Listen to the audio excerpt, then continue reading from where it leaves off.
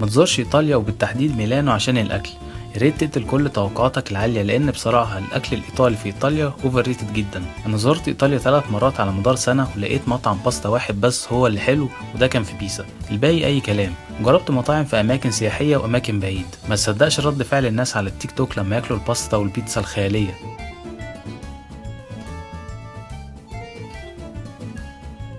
يا خبر، تصوري انت خدتيها من على شفتيا.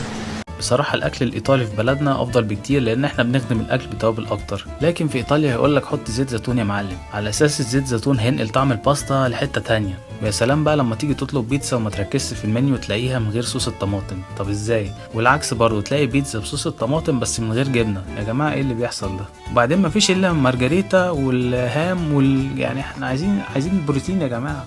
الحاجة الوحيدة اللي حلوة في إيطاليا هي الجيلاتو، غير كده معظم المطاعم زي ما بيقولوا تورست ترابس، ويدفعوك 2 ل4 يورو خدمة للشخص الواحد. أنا عارف ناس كتير مش هيعجبها كلامي بس دي كانت تجربتي الشخصية، ولو عندكم دليل قبل ما تكتبوا تعليق اكتبوا اسم المطعم اللي عجبكم.